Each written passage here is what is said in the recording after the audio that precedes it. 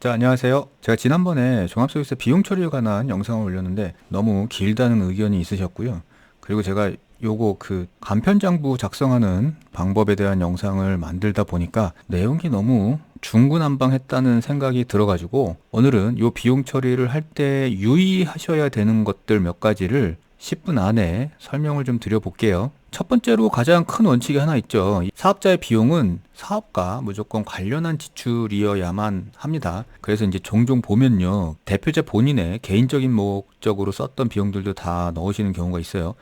아이들 학원비나 대표자 본인도 그렇고요. 가족 병원비, 보험료도 손익계산서 항목에 있다 보니까 이 대표자 분의 사장님의 암보험료 내시는 거나 실손보험 이런 보험료도 사업에서 지출한 비용으로 넣으시는 경우가 있는데 이런 것들 다 사업과 관련한 지출이 아니죠. 그 다음에 집 주소로 사업장을 하시는 분들 중에 이제 종종 물어보시는 경우가 있어요. 이 집에 대출 이자도 넣을 수 있는 거 아니냐?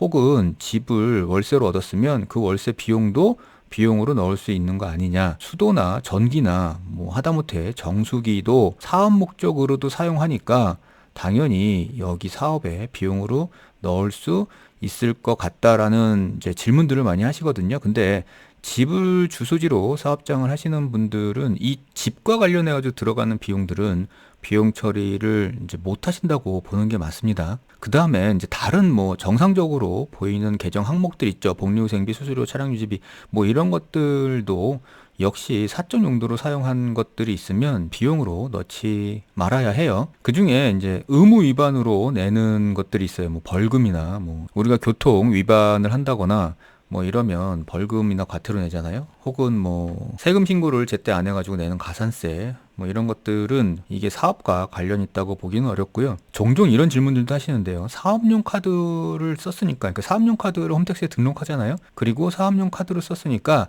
이 사업용 카드를 쓴 거는 다 사업용으로 세무서도 볼 거 아니냐, 이렇게 생각하시는 분들이 종종 계세요. 근데 제가 맨날 사업용 카드 하는 건 편의상 사업용 카드로 등록을 하시라는 거지, 여기서 사업용 카드로 등록했다고 이 카드를 썼으면 무조건 다 사업 목적으로 보는 건 아닙니다. 어떤 게 있냐면 우리 종합소득세 신고할 때 안내문이나 아니면 신고도움 서비스나 이런 데 보면은 내가 신고했던 것 중에 주의하라고 나오는 게 있어요. 사용 현황 분석인데 여기 보시면 이렇게 파악을 하고 있죠. 국세청도 내가 가정용품을 구입한 거가 있고 그 다음에 업무하고 상관이 없는 장소를 이용한 비용들이 이렇게 있는 것 같은데 확인을 다시 하세요라고 이렇게 보내주는 게 있거든요. 그러니까 이런 식으로 사업용 카드라도 파악을 하고 있다는 거죠. 그 다음에 부가가치세 매입세 공제받은 거는 비용 처리할 때 제외를 하셔야 됩니다. 무슨 말이냐면 예를 들어서 부가가치세 공제가 되는 물품 구입을 11,000원 주고 했다고 하면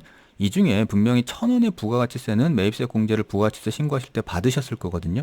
이런 경우에는 부가가치세를 제외하고 요 10,000원만 종합소득세 신고할 때 비용 처리를 하셔야 되고요. 만약에 매입세 불공제 항목이 있어요. 그러니까 접대비나 아니면 업무용 승용차 관련해 가지고 불공제하는 경우 이럴 경우에는 이 1,000원이 매입세 불공제를 했기 때문에 종합소득세에서 비용 처리할 때는 전체 금액 11,000원을 비용 처리를 한다는 거죠. 그러니까 물론 이거는 이제 일반 과세자의 경우를 말씀드리는 거고요. 간이과세자나 면세사업자 같은 경우에는 공제 대상, 불공제 대상 구분 없이 다 총 합계 금액, 공급 대가로 비용 처리를 하시면 됩니다. 그 다음에 이제 종합소득세에서 비용 처리할 때 이 증빙의 문제가 항상 따르죠. 그러니까 우리가 소위 얘기하는 적격 증빙이 원칙이에요. 그러니까 세금계산서, 계산서, 카드전표, 현금영수증 이거는 잘 아시고 계실 거예요. 근데 이 증빙을 얘기할 때 하나 더 알아두셔야 되는 게 우리 원천징수하는 인건비가 있어요. 그러니까 직원들 급여나 근로소득이죠. 아니면 3.3%대는 사업소득을 지급하시거나 기타 소득을 지급하시거나 그러니까 이랬을 때 요 인건비를 비용 처리를 하시려면 근거 자료가 원천세 신고 내역이에요. 그래서 원천세 신고 내역에는 원천세 신고뿐만 아니라 간이지급 명세서나 지급 명세서 제출 이런 것들도 의무를 다 하셨어야 된다는 거고요. 그 다음에 주의하셔야 되는 게 적격 증빙 같은 경우에는 기본적으로 세금계산서가 됐던 아니면 사업용 신용카드가 됐던 현금 영수증도 그렇고요. 홈택스에서 조회가 돼요. 그래서 홈택스에 들어가지고 쫙 조회를 하면 내가 1년 동안 쓴 비용들이 여기서 체크가 되거든요. 근데 이제 문제는 홈택스에서 조회되지 않는 적격 증빙이 없는 비용이에요. 이 경우에는 종합소득세 신고를 위해서 평소에 1년 동안 차곡차곡 영수증을 챙겨놓지 않으신 경우에는 5월 달에 신고하실 때는 이거를 빼먹을 가능성이 높죠. 그러니까 예를 들어 가지고요. 임차료를 지급했는데 세금계산서가 발급되지 않는 임차료가 있어요. 그러니까 임대인이 간이가세자거나 그다음에 수도나 전기, 공과금 이거를 자동이체는 시켜놨는데 홈택스에서 조회는 안 되잖아요. 아니면 택배를 받고 택배비를 지불했다. 특히 착불 택배비 같은 경우에는 그냥 현금으로 몇천 원 주고 나서 영수증만 받게 되죠. 퀵도 마찬가지. 그다음에 보험료 같은 경우 사업장의 화재 보험이나 자동차 보험이나 이런 것들도 홈택스에서 조회가 되지는 않다 보니까 일단은 계좌 내역을 보시고 계좌에서 빠져나간 것들을 한번 체크를 해 보셔야 되고요. 그 다음에 계좌에서 나가지 않은 것들도 있어요. 이런 택배비나 이렇게 소액으로 나가는 경우, 이렇게 현금으로 나간 경우에는 조금 더 찾아보셔가지고요. 최대한 영수증들을 모아서 처리를 하셔야 됩니다. 그 다음에 이제 증빙불비가산세 잘 아시는데 이게 뭐냐면 적격증빙이 없는 경우 3만 원 초과 비용입니다. 적격증빙이 없는 경우에는 2% 가산세를 내고 그리고 이제 비용 처리를 할 수 있잖아요. 근데 아예 처음부터 적격증빙 대상이 아닌 경우가 있어요. 그러니까 적격증빙 자체를 발행할 수 없는 경우. 그러니까 좀 전에 말씀드렸던 간이가세자의 임차료 이런 것들은 이 경우에는 이 가산세 없이도 비용 처리가 가능한 거고요. 물론 위의 경우도 아래 경우도 이거를 입증할 수 있는 서류들은 분명히 있어야 됩니다. 계약서나 아니면 송금 내역이나 이런 것들은 있어야 되고요.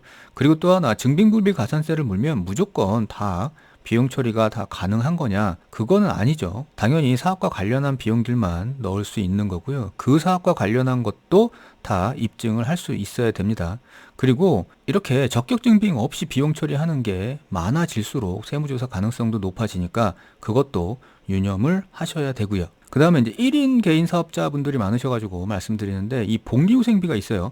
복리후생비라고 하는 거는 이제 직원들한테 지출되는 비용이죠. 급여 외에.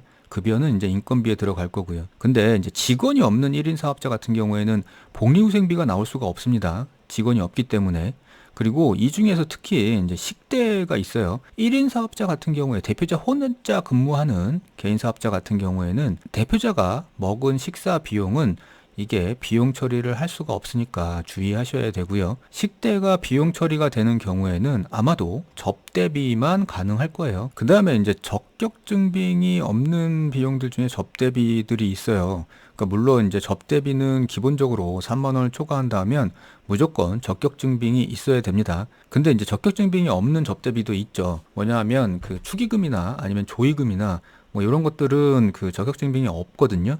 경조사비 같은 경우에는 건당 20만 원 한도로 해가지고 인정을 해주는데 요것도 입증 자료가 있어야 돼요. 요즘에는 이제 카톡이나 문자나 이렇게 모바일로 많이들 보내죠.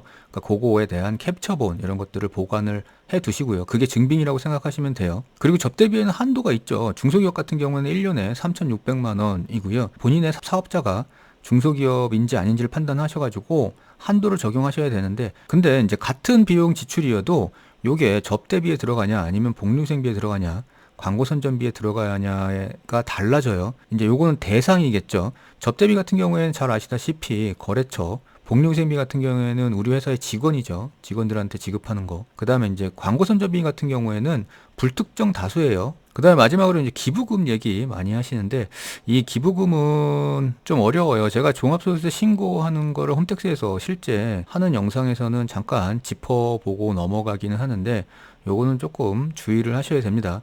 그래서 이제 법정 기부금 있고요. 지정 기부금 있죠. 그러니까 교회나 이렇게 종교 기부금은 이쪽 지정 기부금 쪽에 속합니다.